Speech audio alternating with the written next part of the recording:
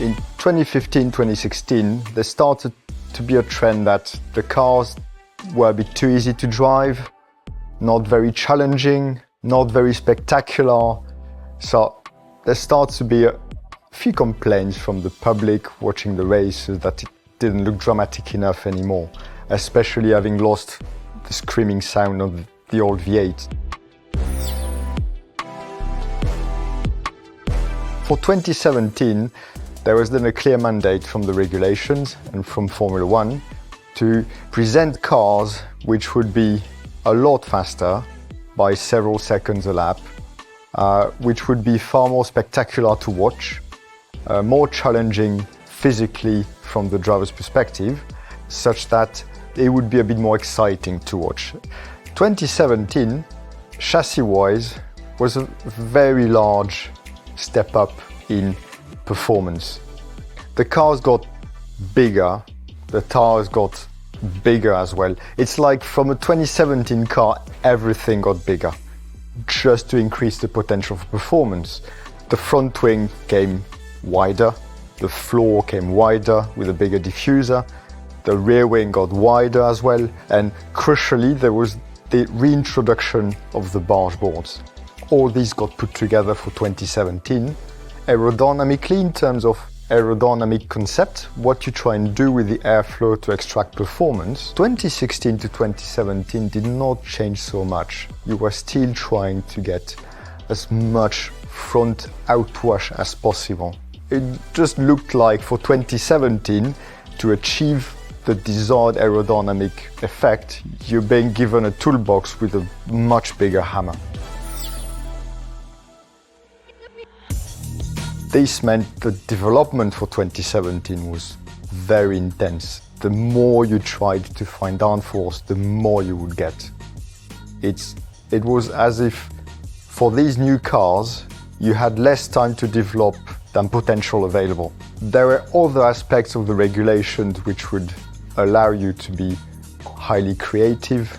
There were a few doors opening to do things a bit differently, and this is where we started finding possible new designs of the side pod, which was quite specific to the Ferrari early on, and which started to set a trend which everyone adopted because, yes, aerodynamically, these sort of regulations allowed to do that, and it was just another way to get more and more performance. Alongside all these aerodynamic changes, of course, the fact the car got bigger, the car got as well heavier, something to a minimum weight of 728 kilo. Comparatively to 2014, this weight increase was fairly benign because in parallel, the aerodynamic performance and the downforce we would achieve was far greater than the effect of the weight.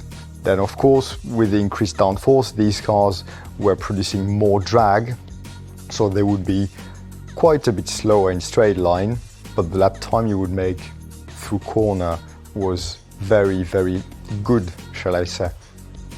Corners which were grip limited or labeled high-speed corners, but true corners in 2016, they were not corners anymore. With these new cars, you would go flat in pretty much everything you thought were corners before in terms of high speed. This is, broadly speaking, what the new cars brought. Much higher performance in cornering, although through high speed it wasn't so challenging from the driver's perspective. Watching from the outside, that was the place where these cars would look truly impressive.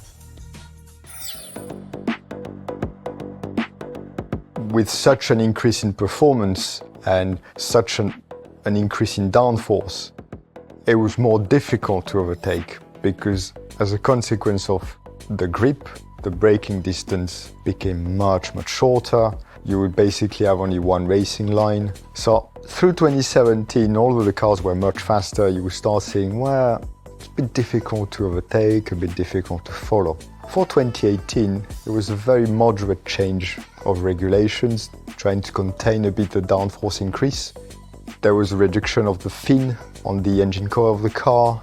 The what we call the body wing got removed, which in itself was pure drop of downforce. Then the halo for safety got added. The halo itself was affecting the performance of the rear wing, So all these together meant that by regulations for 2018, teams were going to lose a little bit of base performance, but all this was not enough to counter the potential for development of these new generation of cars. 2018 was very much a continuity of 2017. The one thing which started to come very evident in 2018, with the amount of performance of these cars, tyres started to be stressed quite a lot, especially over a race stint. And from there, there started to be even more focus on all the tyre management. We also saw some iterations from Pirelli to try and change the tyres, make them thermally more resilient. Because in races you would see some cars blistering the tyre front or rear depending on the characteristics. But you could see that the performance these cars were generating was far greater than probably what was expected before 2017. By the end of 2018, looking at 2019, there was then a genuine attempt to try and contain the downforce these cars produce, while trying to find a way aerodynamically to make them a little less sensitive when you follow another car, to try and promote better overtaking and better racing. And that led to the new 2019 bodywork regulations.